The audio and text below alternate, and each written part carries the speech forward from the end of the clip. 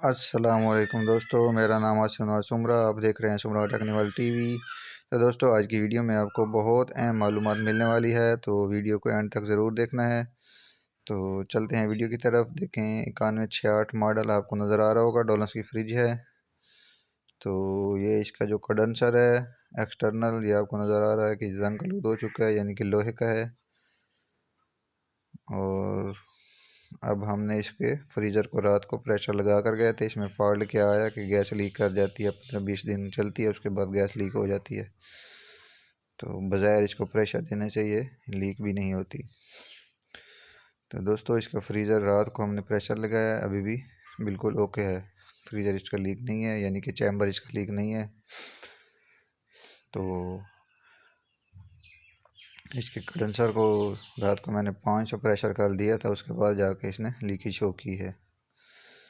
तो ये देख ले, यहाँ से भी जंग आलूद हो चुका है। ये इसका है अपना फ़िल्टर, यानी कि। और इसमें दोस्तों अक्सर मसला क्या आता है, या तो ये बॉडी कंडेंसर अक्सर ज़्यादातर लीक होते हैं इसके, यानी कि इंटरनल जो होते हैं, ज़्यादातर इसका इंटरनल कंडेंसर ही लीक होता है। एक्सटर्नल बहुत ही कम लीक होते हैं, होते वो भी हैं, हो जाते हैं, ये नहीं बनी होते।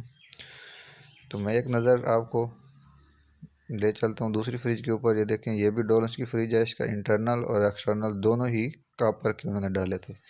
कंपनी सेम है, वो भी डोलस है, ये भी डोलस है। तो अब बात आ गई है, बस दौर चेंज हो गया दोस्तों। पहले ईमानदारी थी, अब ईमानदारी ख़त्म होती जा रही है। तो अब आ जाते हैं हम तीसरी फ्रिज, यानी कि पेल की फ्रिज के ऊपर।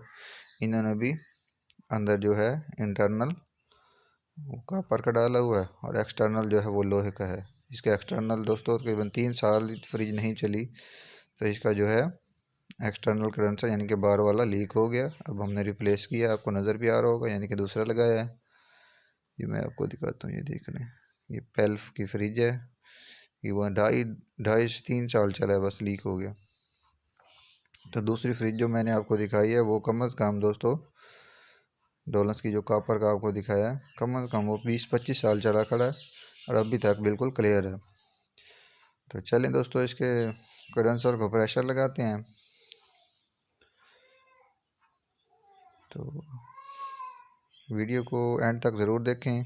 अगर आप हमारे चैनल पर न्यू हैं तो आपसे रिक्वेस्ट है हमारे चैनल को सब्सक्राइब कर लें, और वीडियो अच्छी लगे तो वीडियो को लाइक कर दें।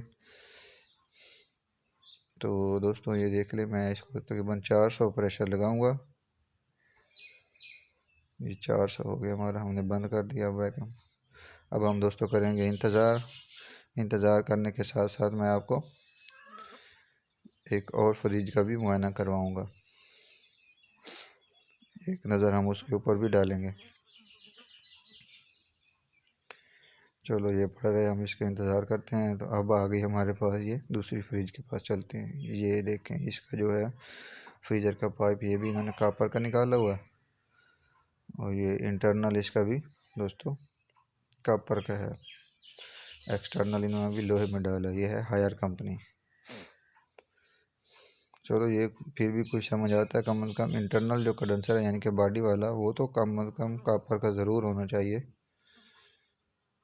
क्योंकि इसके साथ फिर मसला आता है, जब लीक होता है तो बाज़ औक़ात पता भी नहीं चलता। तो दोस्तों, हमने वेट किया तकरीबन घंटा 1.5 घंटा, उसके बाद ही जाके इसने, ये देख लें आपके सामने, 400 लगाया तो 350 के ऊपर आ गया। जी दोस्तों, फॉल्ट आपको समझ आ गया होगा। अक्सर औक़ात हम प्रेशर लगा के चले जाते हैं, प्रेशर डाउन भी नहीं करती फ्रिजें, प्रेशर का वहीं खड़ा रहा। जब फ्रिज में गैस चार्ज करते हैं, उसको ऑन करते हैं, फिर चलते हुए कंडेंसर जब होता है हीट होने के साथ साथ लीक हो जाता है, फिर गैस जो है वो ज़ाया हो जाती है।